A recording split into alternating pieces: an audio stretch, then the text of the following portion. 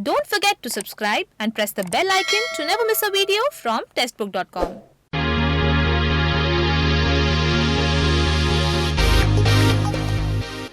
नमस्कार, स्वागत है आपका टेस्टबुक.com में।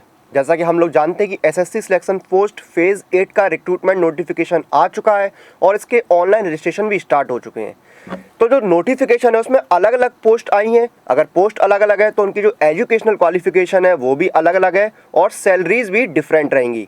तो इस वीडियो में हम आपके लिए लेकर आए हैं कि किस पोस्ट के लिए क्या क्या क्वालिफिकेशन रहने वाली है और क्या रहने वाला है आपका सैलरी का स्ट्रक्चर। तो आइए डिटेल में जानते हैं पोस्ट, उनकी क्वालिफिकेशन और उनका सैलरी का स्ट्रक्चर।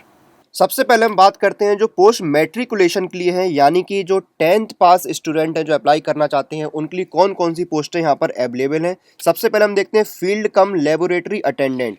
अगर हम इस पोस्ट की बात करें तो ये पे मैट्रिक्स लेवल 1 की पोस्ट है और इसमें जो आपकी सैलरी रहेगी बेसिक वो होगी 18,000। यानी आपकी जो 18,000 बेसिक है इसमें आपको टीए दिया जाएगा, आपको डीए दिया जाएगा, आपको एचआरए दिया जाएगा।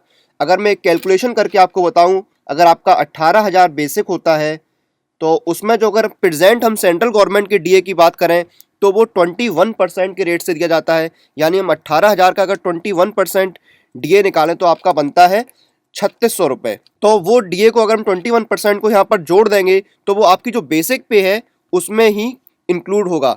18,000 में हम 3,760 रुपये जो आपके 21% डीए के हिसाब से बनेंगे। अगर आज की डेट में देखें जो सेंट्रल गवर्नमेंट एम्प्लॉयज़ को मिलता है तो ये जो आपकी सैलरी है वो लगभग 21,760 रुपये बन जाएगी। इसके ऊपर आपको एचआरए दिया जाता है। एचआरए की अगर हम बात करें तो वो 3 कैटेगरी में होता है, 8%, 16% और 24%। यानी कि आप जो सबसे बड़ी सिटीज़ हैं उनमें आपको 24% मिलता है, फिर आपको 16% मिलता है, देन आपको 8% मिलता है। जो आपका एचआरए होता है वो आपकी बेसिक पे पर लगाया जाता है। अगर आपकी बेसिक पे 18,000 है और आपका जो एचआरए का रेट है वो 8% है तो आपका एचआरए बनेगा लगभग 1,440 रुपये। उसके बाद हम अगर बात करें ये जो नर्सिंग वाली पोस्ट है इसमें भी आपका मैट्रिकुलेशन चाहिए और जो पे लेवल है वो 2 होगा और यहाँ पर जो आपकी बेसिक पे है वो 19,900 रुपये हो जाएगी। और फिर से वही होगा, 19,900 पर आपको टीए दिया जाएगा, आपको डीए दिया जाएगा, आपको एचआरए दिया जाएगा। फिर से वही, अगर डीए की हम बात करें तो अभी सेंट्रल गवर्नमेंट का जो डीए का रेट चल रहा है वो है 21%। यानी कि आपके 19,900 का जो 21% बनेगा वो होगा 4,179 रुपये जो आपके बेसिक पे में जोड़ दिए जाएंगे। उसके बाद ड्राइवर कम मैकेनिक की जो पोस्ट है वो आती है पे लेवल 3 में, यानी कि आपकी बेसिक पे होती है 21,700।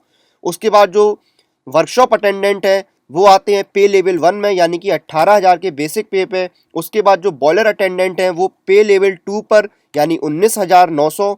उसके बाद लेबोरेटरी अटेंडेंट पे लेवल 1 में आते हैं यानी कि 18,000 बेसिक पे। और जो फोटो आर्टिस्ट है वो पे लेवल 2 में आते हैं। टेक्निकल ऑपरेटर पे लेवल 2 में आते हैं। फोटो आर्टिस्ट हैं वो आते हैं पे लेवल 4 में, यानी जो उनका बेसिक पे होता है वो होता है 25,500। उसके बाद जो फोटोग्राफर माइक्रो कैटेगरी में है वो आते हैं पे लेवल 5 में, यानी कि उनका जो बेसिक पे है वो रहता है 29,200। उसके बाद अगर हम बात करें फील्ड अटेंडेंट यानी कि विद मल्टीटास्किंग, यानी फील्ड अटेंडेंट जो एमटीएस है, मल्टीटास्किंग है, उनका जो पे मैट्रिक्स लेवल है वो 1 रहता है, यानी कि 18,000 बेसिक रहती है। उसके बाद जो ऑफिस अटेंडेंट है वो भी एमटीएस कैटेगरी में यानी मल्टीटास्किंग स्टाफ में, वो भी पे लेवल 1 में आते हैं, यानी उनका बेसिक पे रहता है 18,000। और जो लाइब्रेरी क्लर्क हैं उनका जो बेसिक पे रहता है वो पे मैट्रिक्स लेवल 2 का रहता है, यानी 19,900 का। उसके बाद हम बात करें हायर सेकेंडरी क्वालिफिकेशन किस किस पोस्ट के लिए चाहिए, तो यानी कि आप 12th पास हैं तो देखिए आप किस किस पोस्ट के लिए अप्लाई कर सकते हैं। यहाँ पर आप लैब असिस्टेंट की जो पोस्ट है उसके लिए अप्लाई कर सकते हैं, यानी कि ये पे लेवल 2 में आती है। 19,900 आपकी बेसिक यहाँ पर रहती है पे लेवल 2 में।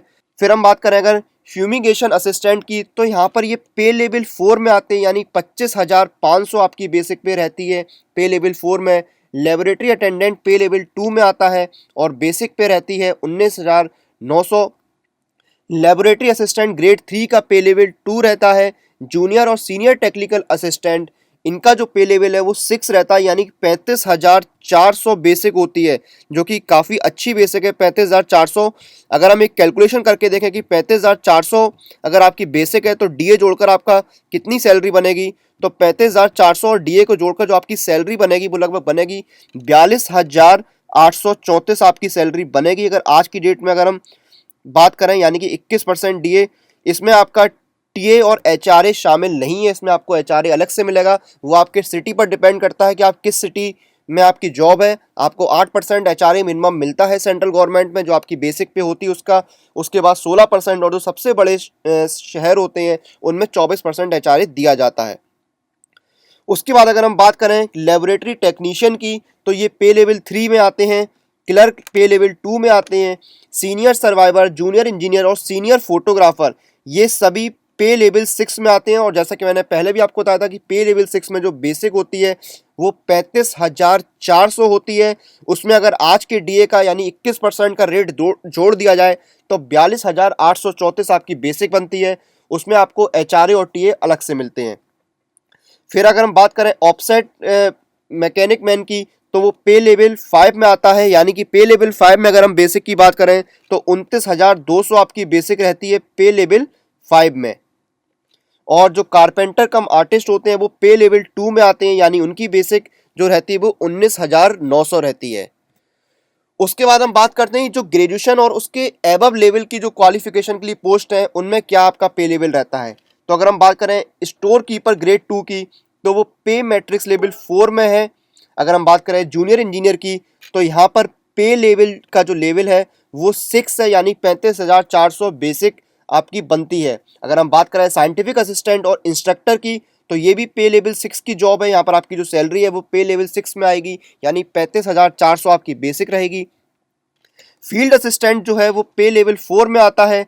टेक्निकल ऑफिसर और डाइटिशियन ग्रेड 3 पे लेवल 6 में आते हैं। Textile designer, senior scientific assistant ये भी आपके पे लेवल 6 में आते हैं। लाइब्रेरियन इंफॉर्मेशन असिस्टेंट भी पे लेवल 6 में आते हैं। Junior scientific assistant, senior scientific assistant और जूनियर टेक्निकल असिस्टेंट हैं, वो आपके सारे पे लेवल 6 में आते हैं, यानी कि इनकी सभी की जो बेसिक पे है वो 35,400 रहने वाली है। उसके बाद अगर हम बात करें सीनियर टेक्निकल असिस्टेंट और साइंटिफिक असिस्टेंट की यहाँ पर, तो इनका पे लेवल 7 रहता है, यानी कि बेसिक पे है वो आप हो जाती है 44,900। जी हाँ, पे लेवल 7 में जो बेसिक पे होती है वो 44,900 होती है। और इसमें अगर हम 21% का डीए का जो प्रेजेंट रेट है उसको जोड़ दें, यानी कि जो डीए निकल के आएगा 44,900 बेसिक का, वो होगा 9429 रुपये। ये देखिए मैं आपको बताऊँ, 9429 रुपये यहाँ पर आपका डीए बनेगा 21% के रेट से। और 44,900 अगर उसमें जोड़ देंगे तो आपकी जो बेसिक जो सैलरी बन जाएगी बेसिक और डीए को जोड़ के वो बनेगी 54,329। इसमें आपका टीए और एचआरए शामिल नहीं है। उसके बाद जूनियर जूलॉजिकल असिस्टेंट की जो पोस्ट है वो पे लेवल 5 में आती है, यानी कि 29,500 आपकी बेसिक रहेगी। तो देखा हमने किस तरह से डिफरेंट पोस्ट है और उनका पे लेवल भी अलग है। कहीं कहीं ऐसा भी देखा गया कि मैट्रिकुलेशन का किसी पोस्ट का पे लेवल हायर सेकेंडरी की जो पोस्ट है उससे कहीं ज़्यादा हो, ऐसा काफ़ी पोस्टों में देखा है। और ऐसी ग्रेजुएशन का पे लेवल भी ऐसा देखा गया है कि ग्रेजुएशन की कोई पोस्ट है उसका पे लेवल जो हायर सेकेंडरी का पे लेवल है उससे कम हो, या हायर सेकेंडरी का पे लेवल ज़्यादा हो ग्रेजुएशन की पोस्ट के पे लेवल से। तो यहाँ पर हर पोस्ट और हर क्वालिफिकेशन के अकॉर्डिंग यहाँ पर पे लेवल चेंज हुए हैं। तो आप देख सकते हैं जितने भी मैं वीडियो में मैंने आपको स्लाइड्स दिखाई हैं उनके आप स्क्रीनशॉट ले सकते हैं, ताकि आपको एक आइडिया रहे कि किस पोस्ट का क्या पे लेवल है और क्या उसकी क्वालिफिकेशन है। तो ये था एसएससी सिलेक्शन पोस्ट फेज 8 की जो पोस्ट है उनके लिए क्वालिफिकेशन और सैलरी का स्ट्रक्चर। तो उम्मीद करते हैं जो डिटेल हमने आपको सैलरी और क्वालिफिकेशन के लिए दी है वो आपके काम आएगी और आपको पसंद भी आई होगी। इस तरह की और जानकारी के लिए आप टेक्स्ट बुक के साथ जुड़े रहिए। हमें लाइक कीजिए, शेयर कीजिए, सब्सक्राइब कीजिए and press the bell icon for all the latest updates.